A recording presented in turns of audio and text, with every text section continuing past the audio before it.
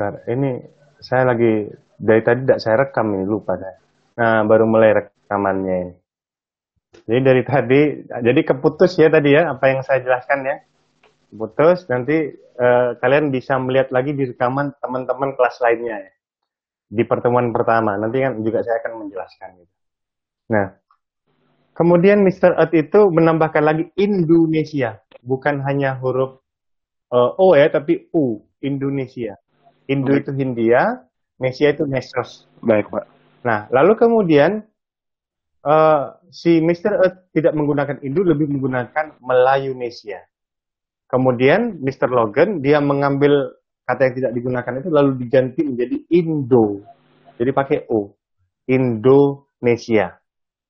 Inilah pertama kali kata Indonesia ada di dalam sebuah jurnal, muncul di dalam sebuah jurnal yang bernama Journal of Indies Archipelago and Eastern Asia. Di dalam sebuah tulisan, The Leading Characteristic by Papua, Australia, and Melayu, Polynesia. Akhirnya, orang yang pertama kali di negara kita ini yang mengucapkan bahwa kepulauan ini bernama Indonesia, dia bernama Suwardi Suryaningrat. Nanti si Suwardi Suryaningrat ini mengganti namanya menjadi Ki Hajar Dewantara. Lalu banyak pemuda-pemuda ya di yang bersekolah di negara-negara lain, seperti misalnya bersekolah di Rotterdam, Belanda ya, dia bernama Muhammad Hatta, mengganti majalah-majalahnya, misalnya Hindia Putra menjadi Indonesia Putra, Hindia Merdeka menjadi Indonesia Merdeka ya, dan sebagainya. Sampai akhirnya pada tanggal 28 Oktober 1928 berkumpullah bersama para pemuda-pemuda ini. Nah, para pemuda ini menyepakati bersama, sepakat ya, bukan sesuatu yang jatuh dari langit, tapi tidak, ini adalah sebuah kesepakatan. Sepakat bersama menyatakan bahwa bangsa ini namanya Indonesia, lalu bahasa ini namanya Indonesia, dan tanah air ini namanya Indonesia. Itu yang kita kenal sebagai Sumpah Pemuda.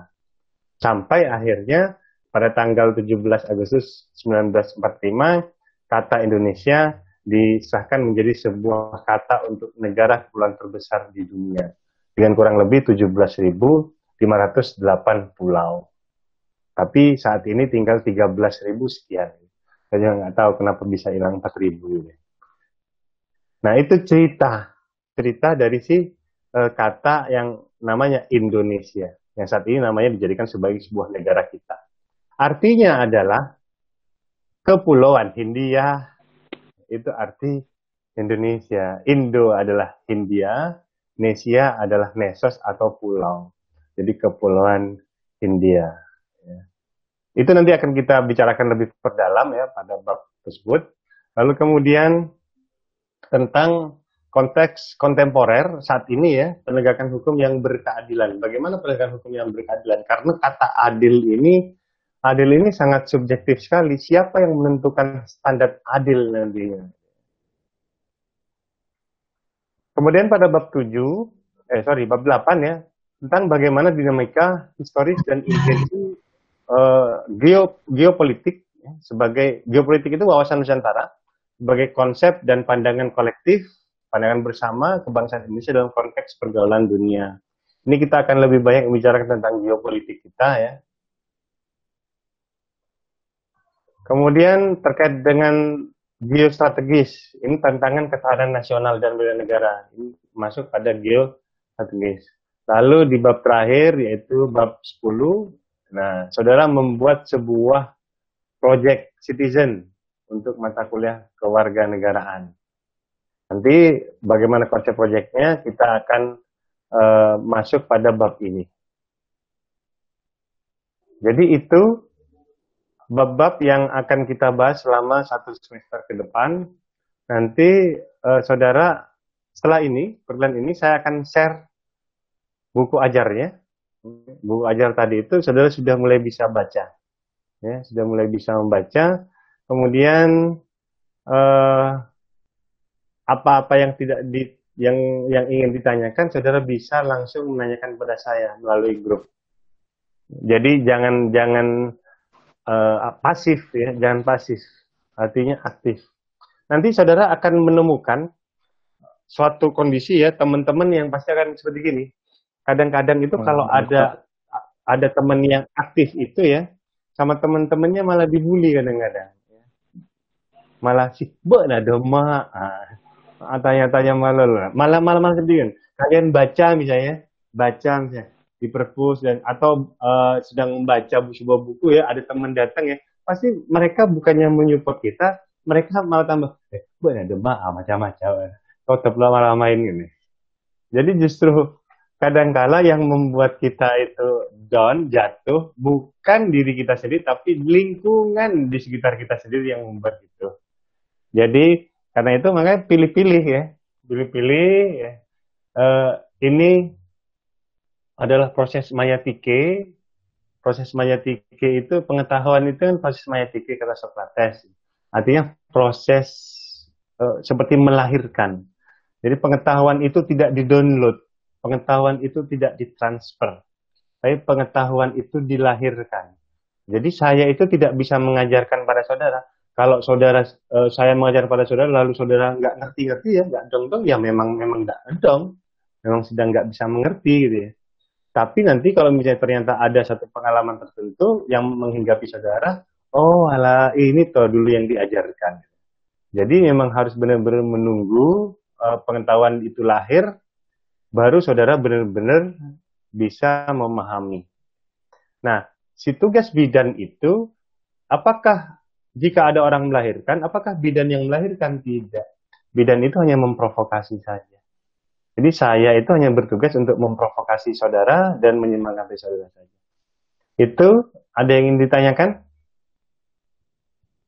Untuk konsep penilaian saya tetap ya 4 ya. Kan kemarin sudah saya jelaskan ya.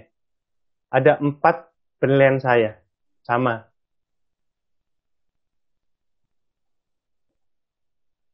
Ada yang bertanya? Sultan? Bertanya? Iya. Nggak ada. Oke, lainnya, teman-teman lainnya? Tidak ada, Pak. Tidak, Pak. Belum. Tidak ada ya. Nanti mungkin kedepannya saya nggak paham akan tetap menggunakan Google Meet atau tidak ya. Karena ada saat ini per 1 Oktober ya, ini masih isu, masih isu. Masih belum sesuatu yang sudah dipastikan oleh Google sendiri. Per 1 Oktober nanti Google ya untuk yang gratis ya, hanya bisa 1 jam per hari. Saudara bisa browsing gitu. Jadi Google Meet itu untuk yang gratisan itu hanya bisa 1 jam per hari. Nanti kita nggak tahu apakah tetap pakai Google Meet ataukah nanti membantu untuk agar saudara tidak ini ya membantu untuk mempermudah perkuliahan ini. Ya, mari sama-sama berdoa semoga corona cepat berlalu.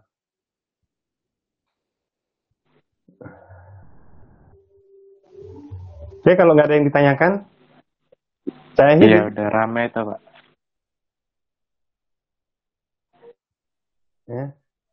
Konsep perkuliahan saya ya, 40 menit saya ceramah, kemudian selanjutnya kita tanya jawab, kita diskusi. Ya. Itu konsep yang selalu saya pegang. Ya. Kalau misalnya tidak ada yang mau berdiskusi, ya sudah saya akhiri. Ya. Karena kalau misalnya ceramah 1,5 jam saya ceramah, pasti saudara semua ngantuk. Ya, saya aja yang ceramah ngantuk gitu ya. Apalagi yang dengerin gitu ya. Pasti tambah ngantuk gitu ya. Oke, terima kasih ya. Nanti untuk recordnya yang kurang tadi bisa dilihat di kelas-kelas lain ya, di channel saya. Untuk saat ini belum mungkin, Pak. Jadi masih hari pertama ya, pertemuan pertama, ini masih hanya gambaran saja pada saudara, tapi minimal saudara sudah lihat tadi bab-babnya selama 14 kata muka ya. Jadi yang membedakan saudara saat ini saudara dituntut untuk bisa menganalisis, ya, menganalisa dari hal-hal yang ada. Oke, kalau saya tidak ditanyakan, saya kira cukup ya untuk hari ini. Terima kasih. Kita bertemu minggu depan. Nanti sebelum masuk kelas, diupayakan saudara baca terlebih dahulu pada bab 1 itu. Baca terlebih dahulu ambil masuk di bab 1. Baik teman-teman, terima kasih ya. Saya akhiri. Assalamualaikum warahmatullahi wabarakatuh. Waalaikumsalam warahmatullahi Waalaikumsalam. wabarakatuh.